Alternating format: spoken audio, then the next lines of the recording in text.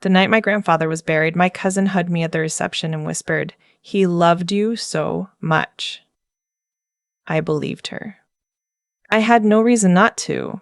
That was 8 months before I found out she had stolen $150,000 from him, money he had specifically set aside for me, and spent every last dollar while he was still alive. My name is Evelyn, and I'm a pediatric nurse. I work 12-hour shifts. I drive a 2017 Honda with a cracked dashboard, and until 8 months ago, I thought the hardest thing I'd ever face was losing my grandfather. I was wrong. The hardest thing was finding out that the people I trusted most had been lying to my face for years, and that family can sometimes be the most dangerous word you know. My grandfather. I called him Grandpa Joe. Everyone did. Was the kind of man who kept a jar of hard candy on his kitchen counter and refilled it every single week because he said you never know when a kid might need something sweet. He was 81, sharp as a tack until his last year, and stubborn in the best possible way. He outlived my grandmother by 11 years and never once complained about being alone, even though I know he felt it. He just kept his candy jar full and his porch light on. He had 2 children, my mother and my uncle. My mother is the one who showed up. She drove 3 hours every other weekend to check on him, brought him groceries, took him to his cardiologist appointments, sat with him through the bad nights when his breathing got heavy and he didn't want to admit he was scared. My uncle lived 40 minutes away and came at Christmas if the roads were clear. My uncle has a daughter, my cousin. I'll call her Bryn. Bryn is 4 years older than me, always put together, always the first to post a tribute on social media when something convenient happened. When Grandpa Joe got his first pacemaker, she wrote a 3-paragraph post about how family means everything. She had visited him twice that year. I want to be fair. Bryn was not a monster in an obvious way. She was charming. She remembered birthdays. She complimented your haircut. She made you feel like she was genuinely happy to see you. I liked her. I actually liked her. That's the part that still catches me off guard sometimes. Late at night when I can't sleep. I liked her. About 2 years before he died, Grandpa Joe called me on a Tuesday afternoon. I was between shifts, sitting in my car in the hospital parking garage eating a granola bar, and when I saw his name on my screen, I smiled before I even answered. He always called at odd times. He said schedules were people with nothing better to do. Evie, he said. He was the only person who called me Evie. I need to ask you something serious. I sat up straighter. Of course, what's going on? He was quiet for a second, and I could hear the TV in the background. He always had the Weather Channel on, even in summer, even when nothing was happening. I've been talking to my lawyer, he said, about the money I have set aside for you. I didn't know about any money. He had never mentioned it. He explained it carefully, the way he explained everything, slowly, no extra words. He had a savings account he had built over decades, small deposits, careful living, no debt. He wanted me to have it when he was gone. Not because he loved me more than the others. He was clear about that. But because he had watched me work hard since I was 17, and he believed in people who showed up. Your mother showed up, he said, and you're just like her. The account held $150,000. I didn't know what to say. I remember staring at a concrete pillar in the parking garage and thinking that number didn't feel real. I had $4,200 in my savings. I was still paying off nursing school. I want to make sure it gets to you right, he said. I'm going to have your uncle help manage things since his name is already on some of my accounts from when I needed help a few years back. But the money is yours, Evie. It's written down. My lawyer has all of it. I told him it meant more than the money. I told him I loved him. He said, I know you do. In that quiet way of his that meant he felt it. That was the last real conversation we had about it. He declined faster than any of us expected. By winter, he needed more help than my mother could give from a distance, and that's when Bryn stepped in. Or stepped forward, I should say, like she'd been waiting for her moment. She started going over on weekends, then twice a week. Then she was practically living there for stretches of time. She made dinners. She took him to appointments. She organized his mail. My mother was grateful. I was grateful. Looking back, that gratitude is the thing I find hardest to sit with. He passed in March. Quietly, the way he'd lived, my mother was with him. I got the call at 6 a.m. and drove straight to his house still in my scrubs, and when I walked through the door, the candy jar on the counter was empty. I don't know why that detail hit me so hard. It just did. The will reading was scheduled 3 weeks after the funeral. Grandpa Joe's attorney, a calm, precise man named Mr. Whitfield who had handled his affairs for over a decade, met with our family at his office downtown. I sat next to my mother. My uncle sat across from us with Bryn beside him, her hands folded neatly in her lap. Mr. Turney, Whitfield went through everything in order. The house would go to my mother and uncle equally. A few personal items distributed to specific people, and then he came to the savings account. The designated account intended for Evelyn, he said, and looked up at me briefly. Currently holds a balance of $4,100. I heard the words. I processed them individually. And then I looked at Mr. Whitfield and said, I'm sorry, can you repeat that? 4,100 Fallons, he said. His voice was even, but I noticed he had stopped looking at his papers. He was watching the room. Grandpa Joe told me there was $150,000 in that account, I said. My voice came out steadier than I felt. Across the table, my uncle cleared his throat. Evelyn, there were expenses. What expenses? Bryn spoke up then, calm as anything. His in-home care got very expensive toward the end. We had to pull from different accounts. It happens. He didn't have in-home care, my mother said. She was very still. Bryn, you were the one going over there. We didn't hire anyone. There were other costs, Aunt Susan. Medical equipment, prescriptions. It adds up. I kept records. I'd like to see those records, Mr. Whitfield said. There was a pause, the kind that tells you everything. I did not cry in that office. I want to say that clearly, because it matters to me. I was shaking by the time we got to the parking lot, and I sat in my car for 20 minutes before I could drive, but I did not cry in that room. I looked at Bryn and I thought, you did this on purpose. And I thought, I need proof. Mr. Whitfield called me the next morning. He had already been reviewing the account activity. Apparently this was not the first time he had seen something like this, and he had a process. What he found was this. Over 22 months, there had been 47 withdrawals from the account my grandfather had intended for me. Some were small, a few hundred here, a few hundred there. But 11 of them were between $8,000 and $12,000. Every single withdrawal had been authorized by my uncle, whose name was on the account. Did your grandfather know about these withdrawals? I asked. Mr. Whitfield paused. Based on the dates, many of them occurred after your grandfather's cognitive function had declined significantly. I don't believe he understood what was happening. I gripped the phone so hard my hand went numb. What are my options? I said. He told me, and I started writing things down. My uncle called me that same evening. He said he was sorry. He said it had been a difficult time, that Bryn had pressured him, that he hadn't fully understood what he was signing. He used the word complicated 4 times in 6 minutes. He asked me if we could handle this privately within the family. Like you handled Grandpa's account privately, I said. He went quiet. I loved him too, my uncle finally said, and his voice cracked a little, and part of me, a very small part, believed him. But believing someone is sorry is not the same as letting them walk away from what they did.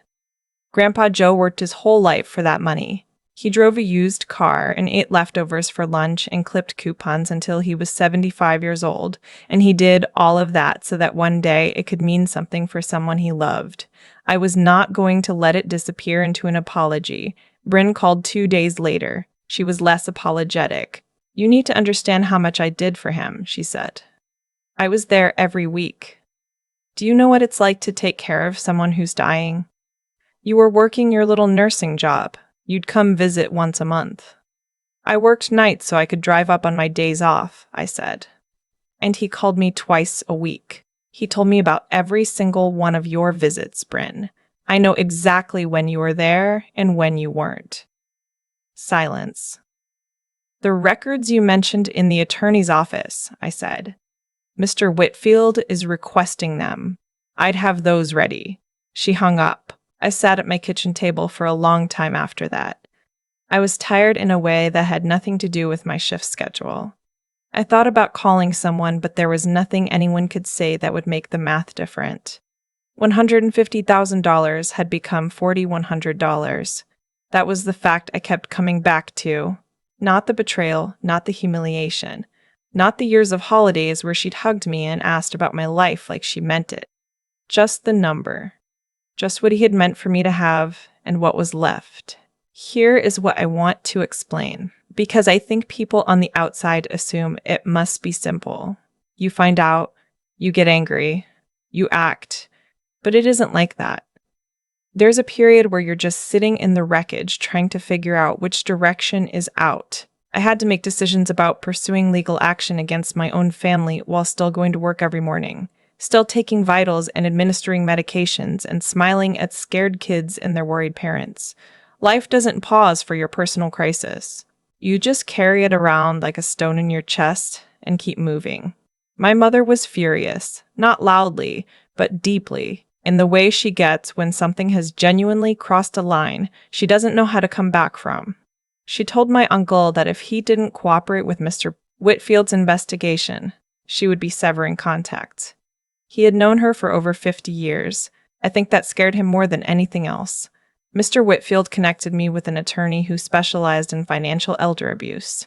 When she laid out what had happened, the pattern of withdrawals, the timing relative to my grandfather's cognitive decline, the documentation that existed through bank records, she was direct with me. "This is a strong case," she said. "Not guaranteed. Nothing ever is.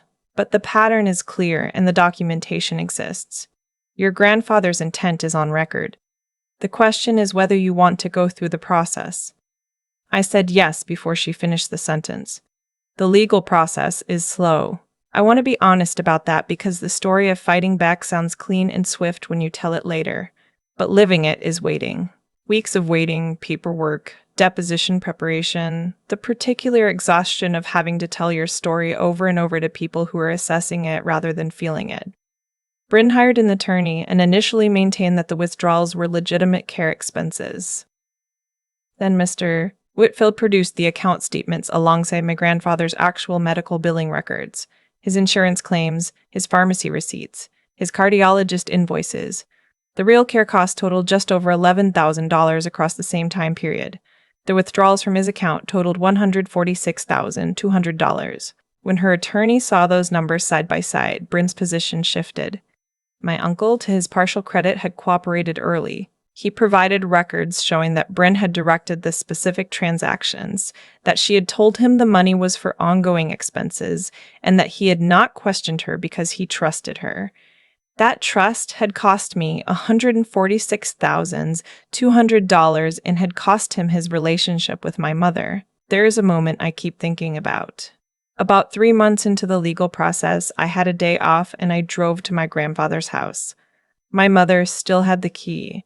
The estate hadn't been fully settled yet. I let myself in and stood in the kitchen and looked at the counter where the candy jar had been. Someone had put a small plant there. I don't know who. I stood there for a while. I wasn't looking for anything. I think I just needed to be in a room where he had been himself, fully himself, before everything got complicated. I thought about what he had said to me on the phone that Tuesday. "Your mother showed up. And you're just like her." I thought about how he had trusted that the money would get where he intended it to go. He had a lawyer. He had a will. He had told me directly, and it still almost didn't happen.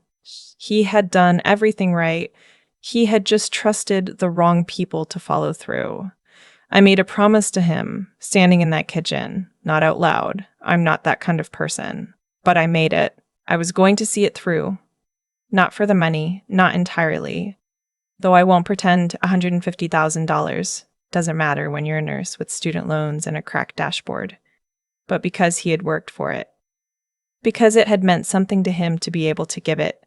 Because finishing what he started was the last thing I could do for him. The settlement came 6 months after I first retained my attorney. Bryn agreed, under significant pressure from both a civil case and a separate elder financial abuse complaint that had been filed with the state, to repay the full $146,200 plus interest, structured as a lien against her home, to be paid over 5 years. My uncle received a formal censure from the court for his role in mismanaging the account, though his cooperation earned him reduced liability. He and my mother have not spoken since the settlement. I don't know if they ever will. Bryn did not apologize. Not once, through any of it. I actually respect that in a strange way. It would have felt worse somehow, an apology that was really just one more performance. She kept her composure all the way to the end, and then the judgment came down and she had to sell her second car and take out a second mortgage, and that was that. I did not feel triumphant. I want to be clear about that too, because I think people expect the ending of a story like this to feel like a victory. And it doesn't. Not exactly. It feels more like correct. Like a set of scales finally reading the number they were supposed to read all along. The first payment arrived last spring. My attorney forwarded me the confirmation, and I sat at my kitchen table and looked at the number on the screen for a long time. I paid off my nursing school loans the next week. Not all in one moment. I broke it into a few transactions because it felt too surreal to do it all at once. Then I sat in my car in the parking lot of my bank and I cried, which I had not done once through any of the hard parts. I cried in a parking lot because I was finally, genuinely free of something I had been carrying since I was 22 years old.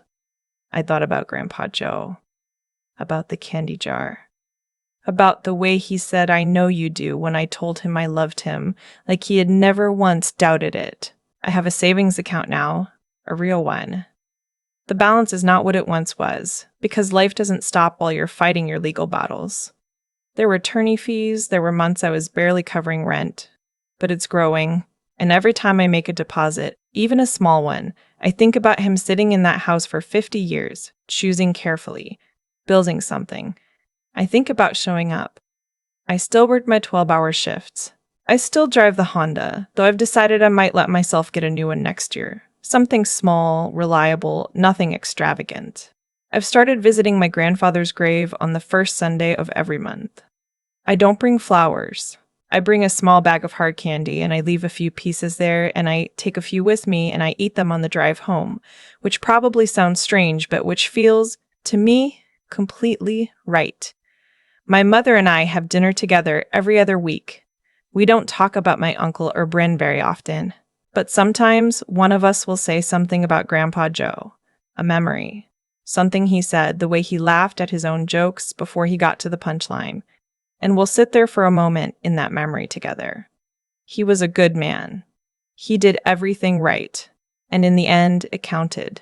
That's the thing I want people to understand, maybe if there's a reason I'm telling this out loud. The system is slow and the process is painful, and the people you have to go through to get to justice are usually people you once loved. But documentation exists. Records exist. Lawyers who know what they're doing exist. And if someone took something that belonged to you, if they took it from someone who trusted them, who had done everything right and still got betrayed, it is worth every hard day to see it through. He showed me that. He worked his whole life for $50 a month going into an account that would matter someday, and he never gave up on the idea that doing things right had a point. I'm not going to give up on that either. Where are you watching from today? Drop it in the comments. I always love seeing where people are tuning in from, and if this story hit close to home for you, if you've been through something like this or you're in the middle of it right now, I'd really love to hear from you. You're not alone in it. I promise you that. I've thought a lot about why people do what Bryn did. Not in an obsessive way. I'm past that. But in the quiet way, you turn something over when you're trying to understand the shape of it. She didn't steal from a stranger. She stole from an old man who kept candy on his counter for kids who might need something sweet. She sat at his table. She drove him to appointments. She held his hand in his last months. And the whole time, she was quietly emptying the account he had spent 50 years building. I don't think she woke up one morning and decided to be that person. I think she made one small compromise, then another. then told herself a story about it until the story felt true. That's how it usually goes. Not a villain's monologue, just a series of choices, each one a little worse than the last, until you've become someone your grandfather would not recognize. And here's what I know about choices like that. They don't stay contained. Bryn didn't just steal from me. She stole from herself, from whatever she could have been if she'd built something honestly instead. The lien on her home, the second mortgage, the civil judgment. None of that fell on her from nowhere. It was the weight of 47 withdrawals, stacked up until the structure collapsed. Cause and consequence. Nothing more mystical than that. You make enough withdrawals from your own integrity, and eventually the balance hits zero. What I want to say about Grandpa Joe is this. He was not a complicated man, but he was a wise one. He understood that character is built in the ordinary moments, not the dramatic ones. Every coupon he clipped, every $50 he set aside, every weekend my mother drove 3 hours to sit with him. That was character in action.